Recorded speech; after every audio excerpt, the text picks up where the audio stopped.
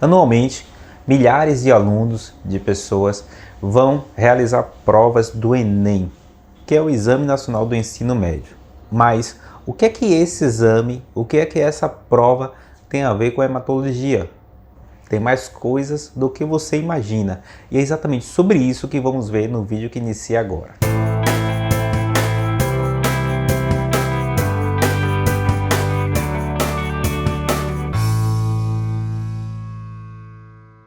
Olá, meu nome é Jeidson Cruz, sou hematologista, criador e editor do canal de hematologia Hemato na web. Vamos ficar aqui cerca de 10, 15 minutos falando de algo importante e relevante acerca da hematologia ou da medicina de forma geral.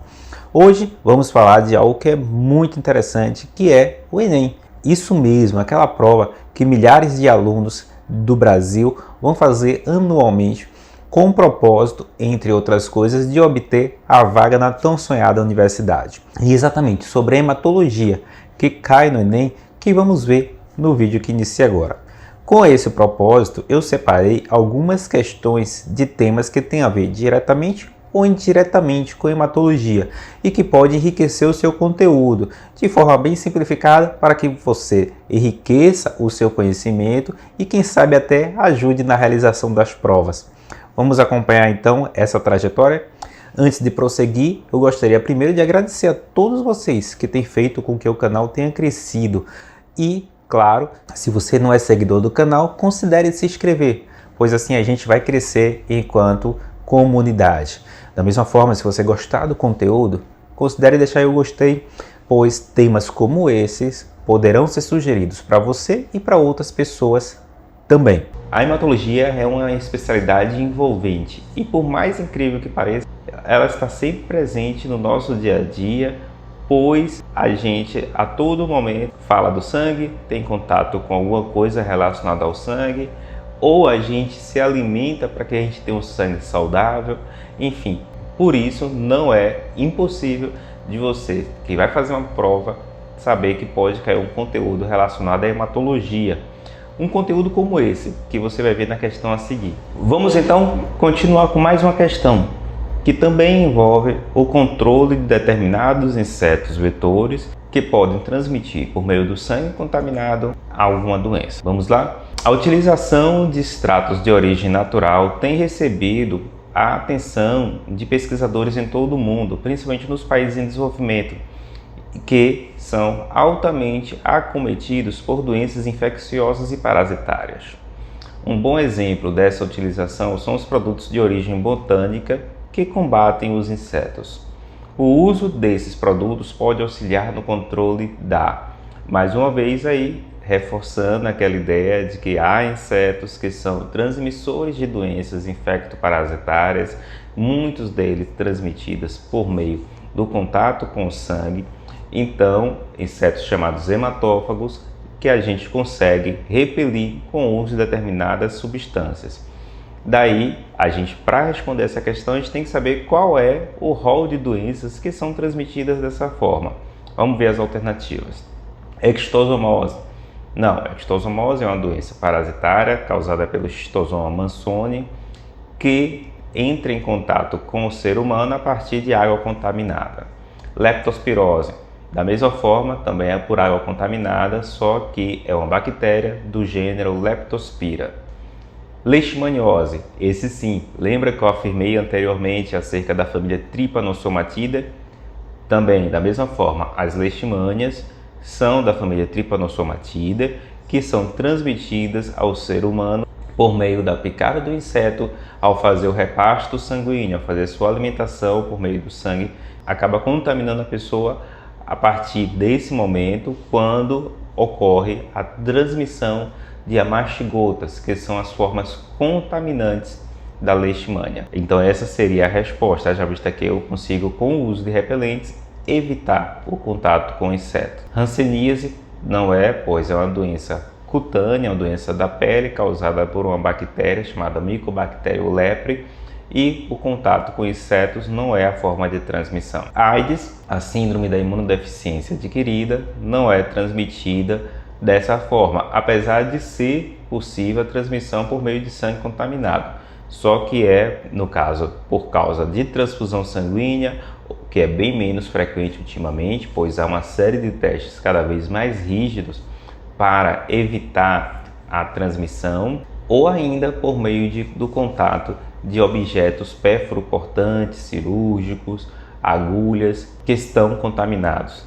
Também é possível, por meio desse meio, a transmissão do vírus. Além das formas habituais de transmissão, que é a via sexual. Lembrar também que é menos frequente, mas é possível também a transmissão vertical, que é aquela transmissão que ocorre de mãe para filho no momento da gravidez ou ainda na amamentação. Pesquisadores criaram um tipo de plaqueta artificial feita com um polímero gelatinoso coberto de anticorpos que promete agilizar o processo de coagulação quando injetada no corpo. Se houver sangramento, esses anticorpos fazem com que a plaqueta mude sua forma e transforme em uma espécie de rede que gruda nas lesões dos vasos sanguíneos e da pele.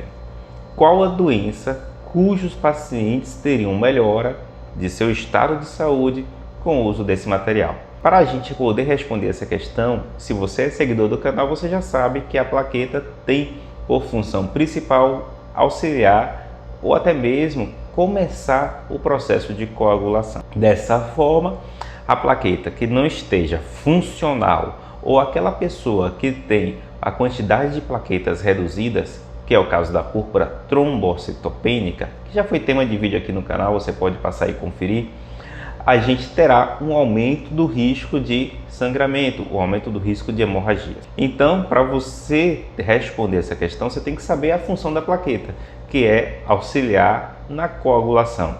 Dessa forma, uma pessoa que tem algum problema que afete a função da plaqueta terá um risco de sangramento. E você ofertando plaquetas, ou no caso da questão, uma plaqueta artificial que favorecerá a melhoria do estado de coagulação, a gente estará permitindo que uma pessoa que tem algum transtorno hemorrágico melhore. Então, para responder essa questão, tendo esse conhecimento, a gente vai buscar possíveis doenças, possíveis patologias que tenham como principal manifestação a hemorragia. E as alternativas são filariose, é uma doença infecto-parasitária causada pela filária, que obstrui os vasos linfáticos, levando a linfedema, a um edema crônico dos vasos linfáticos. Hemofilia, essa sim, é uma deficiência congênita hereditária do fator 8 e do fator 9, apesar de que também pode ser adquirida, mas a manifestação principal da hemofilia é hemorragia. Daí eu poderia melhorar o sangramento daquela pessoa que é portador dessa doença com o uso dessa substância que foi afirmada na questão. A aterosclerose não tem nada a ver, pois a aterosclerose é uma doença vascular em que ocorre o depósito de placas, chamadas placas de ateroma. Essas placas costumam estar relacionadas a dislipidemias, ou seja, alteração do metabolismo dos lipídios, destacando-se aí o colesterol, que à medida que evolui pode levar à oclusão completa do vaso, podendo levar inclusive infartos. Doença de Chagas, como eu já afirmei em outras questões, doença transmitida pelo barbeiro ou chupança, que é causada pelo Trypanosoma cruzi e que a manifestação principal não é hemorragia, e sim cardiopatia, que é a doença de Chagas cardíacas, ou ainda a doença esofágica, a doença colônica, causando os chamados megaesôfago e megacólon, respectivamente. E síndrome da imunodeficiência adquirida, que é a AIDS, também não tem nada a ver, pois não é a manifestação hemorrágica a comumente descrita nessa doença, e sim a deficiência do sistema imune por causa da diminuição da contagem de linfócitos T do tipo CD4. Mais uma questão, vamos falar sobre terapia celular, que é tão comumente hoje abordado no nosso dia a dia. E cada dia mais tem se provado ser uma possibilidade terapêutica para muitas doenças. A terapia celular tem sido amplamente divulgada como revolucionária por permitir a regeneração de tecidos a partir de células novas. Entretanto, a técnica de se introduzir novas células em um tecido para o tratamento de enfermidades em indivíduos já era aplicada rotineiramente em hospitais. A que técnica se refere no texto? Vacina? Não. A vacina nada mais é do que você injetar uma substância chamada antígeno que estimulará o sistema imunológico na produção de anticorpos, de mecanismos de defesas contra outras doenças, que são as doenças preveníveis por vacina. Biópsia? Não. A biópsia nada mais é do que você retirar um fragmento, retirar um órgão com o intuito de avaliar, fazer o diagnóstico. Hemodiálise? Também não. Hemodiálise é um processo em que, devido à falência do funcionamento do rim, ocorre a necessidade de filtrar o sangue, e essa filtragem é feita por meio de uma máquina de diálise, que por sua vez vai fazer o papel que não está sendo cumprido pelo rim naquele momento, levando à redução das chamadas escórias nitrogenadas, que nada mais é do que você reduzir produtos do metabolismo que deveriam ser eliminados pelo rim e que naquele momento não está sendo possível por causa da insuficiência renal. Quimioterapia? Também não, porque a quimioterapia consiste num grupo de medicações com o objetivo terapêutico de reduzir determinado tumor, determinada neoplasia ou, em alguns casos específicos, alguns tipos de bactérias também, tratadas com alguns agentes chamados quimioterápicos. Transfusão de sangue? Sim, a transfusão de sangue, e é essa a resposta, nada mais é do que você fornecer células saudáveis para uma pessoa que naquele momento está deficiente.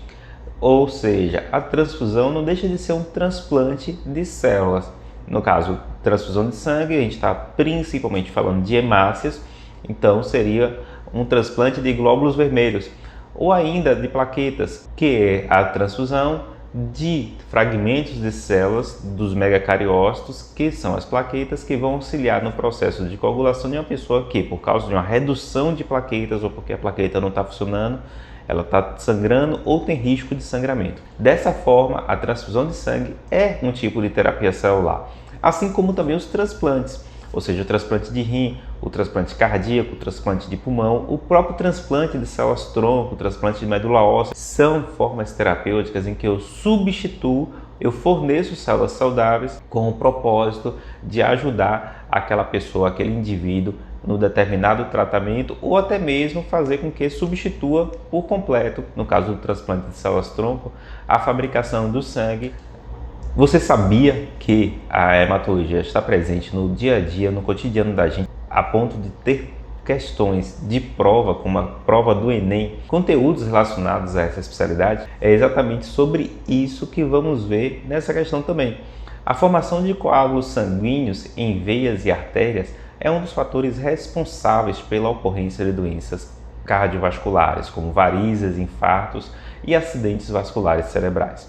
A prevenção e o tratamento dessas doenças podem ser feitos com drogas anticoagulantes. A indústria farmacêutica estimula a pesquisa de toxinas animais com essa propriedade. Considerando as adaptações relacionadas aos hábitos alimentares, os animais adequados ao propósito dessas pesquisas são: aí a gente tem que ter a noção de que a coagulação é um processo normal, é um processo fisiológico, em que, devido a uma ruptura da integridade do vaso, para que a pessoa não fique sangrando eternamente, ocorre a formação de um tampão. E esse tampão, de forma bem simples, é o coágulo. E esse coágulo ele é formado por uma sequência de eventos que vão levar na formação dessa substância. Em algumas pessoas, a gente tem a coagulação patológica, que pode levar ao que nós chamamos de trombose. Essa trombose tem que ser prevenida com medicações que evitam a formação do coágulo. São as medicações chamadas anticoagulantes. E novos anticoagulantes são sempre temas de pesquisa científica, pois, infelizmente, um dos efeitos adversos dos anticoagulantes é o risco de sangramento. Dessa forma, a gente está sempre buscando medicações cada vez mais seguras. Dentre elas, não poderia ser diferente, os anticoagulantes também, para minimizar esse risco de sangramento. Então, se eu tenho uma medicação anticoagulante, que é uma medicação que evita a formação de coágulo, então, ao pesquisar, o cientista, o pesquisador, deve buscar potenciais substâncias que tenham essas características de evitar a formação de coágulo. Dessa forma, vamos ver as alternativas e ver aquela que mais se encaixa nessa explicação sucinta que eu apontei. Moluscos fitófagos, que se alimentam de plantas. Não tem nada a ver. Moscas saprófagas, que se alimentam de material em putrefação. Também não. Pássaros carnívoros, não tem nada a ver com a resposta, já vista que animais carnívoros, eles se alimentam de carne animal e, para isso, ele não tem nenhuma propriedade anticoagulante. Morcegos frugívoros, da mesma forma, a alimentação vegetal por meio de frutas também não tem nenhuma propriedade anticoagulante nesse processo. Por outro lado, a gente tem mosquitos hematófagos. Olha aí novamente a hematologia. A gente sabe que mosquitos hematófagos, insetos hematófagos ou moluscos hematófagos, como é o caso dos sanguessugas, eles têm nas suas glândulas salivares, no seu tubo digestivo, substâncias que evitam a formação de coágulos, pois de nada interessaria ao inseto o sangue para se alimentar estar coagulado. Assim, esses insetos têm sido material de pesquisa na busca de potenciais ferramentas terapêuticas que auxiliará no tratamento de doenças no futuro. E o mais curioso ainda é saber que esse processo de alimentação de alguns desses mosquitos está tão intimamente relacionado com o parasita que ele transmite que substâncias presentes também nas glândulas salivares favorecem também a transmissão da doença. E isso também é fruto de pesquisa, pois da mesma forma, se você entende todo esse processo e consegue descobrir formas de impedir essa relação tão íntima entre o inseto e o parasita que causa a doença, se você consegue quebrar essa relação, é uma forma também de evitar a transmissão de doença no futuro. Mas não é só de transmissão de doenças por meio de contato com sangue contaminado, por causa de picadas de inseto, que a hematologia pode ser conteúdo a ser avaliado numa prova como o Enem. A gente sabe que nós possuímos chamados grupos sanguíneos. Cada um possui um tipo de sangue. Gente que é O positivo, A positivo, B negativo. E o que a gente tem que saber é que essa subdivisão ocorre por causa da presença de antígenos na membrana dos eritrócitos, dos glóbulos vermelhos, que são os antígenos que vão definir os grupos sanguíneos. Os grupos sanguíneos, por sua vez, vão ser agrupados a depender das suas características semelhantes ou não em sistemas sanguíneos. Assim, existe o sistema ABO, composto pelos grupos A, B, O, AB. O RH, que a gente costuma dizer negativo, positivo. Então, são sistemas sanguíneos, sistema MNS, sistema KEL, KID, outros sistemas menos comumente divulgados, mas também são importantes. Um dado importante para você saber é que esses grupos sanguíneos são importantes para a transfusão, pois as transfusões sanguíneas têm que ser de um grupo sanguíneo compatível, e também saber que pode ocorrer doenças provocadas pela incompatibilidade sanguínea, principalmente entre mãe e feto, que poderá levar ao que nós chamamos de doença hemolítica perinatal, ou antigamente chamada doença hemolítica do recém-nascido. Municiado desse conhecimento, vamos ver a questão a seguir. Em um hospital, havia 5 lotes de bolsas de sangue, rotuladas com os códigos 1, 2, 3, 4 e 5. Cada lote continha apenas um tipo sanguíneo não identificado. Uma funcionária do hospital resolveu fazer a identificação utilizando 2 tipos de soro, anti-A e anti-B. Os resultados obtidos estão descritos no quadro. O que é que a gente tem que ter de conhecimento para responder essa questão? As pessoas precisam saber que possuem antígenos. Esses antígenos são glicoproteínas que estão presentes na membrana dos eritrócitos. E esses antígenos, para eu saber qual é, eu tenho que usar um anticorpo para marcar. Tenho que fazer uma ligação antígeno-anticorpo. E essa ligação, a gente sabendo do anticorpo, a gente vai conseguir descrever aquele antígeno que está presente. Dessa forma, se eu utilizo soro anti-A, ele irá reagir com hemácias que possuem o antígeno A na sua superfície. Se eu uso anti-B, da mesma forma, ele vai reagir com hemácias que possuem o antígeno B na sua superfície. Dessa forma, aí a gente consegue distinguir os grupos sanguíneos de acordo com a positividade da reação. Assim, vamos ver o que a questão nos pede para que a gente possa responder. Quantos litros de sangue eram do grupo sanguíneo tipo A? Para a gente saber qual é a hemácia do grupo sanguíneo A, a gente tem que buscar aquele lote que aglutinou com o soro anti-A e que não tenha aglutinado com anti-B. pois se ele aglutinou com A e aglutinou com B, significa que ele é grupo sanguíneo AB. Se ele não aglutina com nenhum dos antissoros, ele é grupo sanguíneo O. E se ele aglutina apenas com A, é A. E se ele aglutina apenas com B, ele é B. Dessa forma, olhando a tabela que foi fornecida, a gente pode perceber que somente aglutina com o soro anti-A o lote 2. Dessa forma, o volume de sangue é 25 litros. E mais uma questão de um tema que é do cotidiano da gente, que é o transplante de células-tronco, que tem sido uma modalidade terapêutica muito utilizada, com potencial de auxiliar no controle de diversas doenças, inclusive doenças degenerativas. Vamos ver a questão a seguir. Na década de 1990, células do cordão umbilical de recém-nascidos humanos começaram a ser guardadas por criopreservação, uma vez que apresentavam um alto potencial terapêutico em consequência das características peculiares. O poder terapêutico dessas células se baseia em sua capacidade de multiplicação lenta? Não é uma característica das células que estão presentes no cordão umbilical.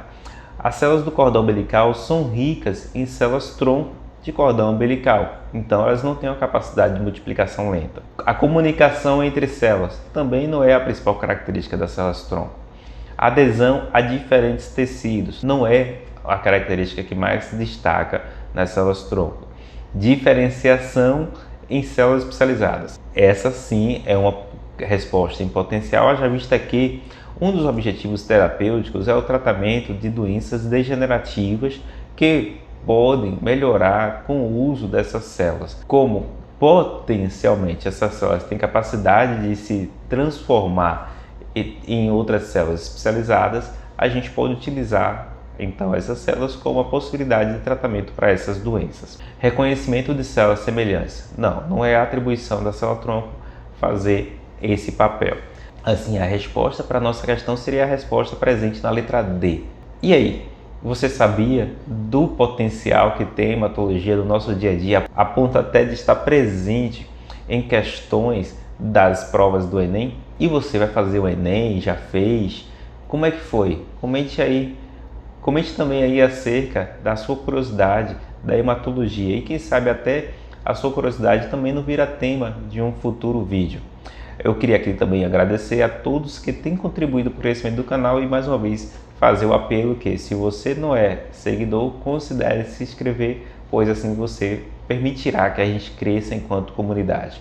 E claro, se gostar do vídeo, não deixe de deixar eu gostei, pois da mesma forma a gente ganhará engajamento nessa plataforma e vídeos como esses poderão ser sugeridos para você e para outras pessoas também. E não deixa de compartilhar com aquele seu colega que também está estudando para essa prova, aumente um pouco mais o conhecimento e saiba da importância da hematologia no cotidiano de todos nós. Aqueles que vão fazer a prova, tenham uma excelente prova, muito boa sorte, tenham foco e sucesso. E claro, desejo que vocês fiquem todos muito bem e até a próxima.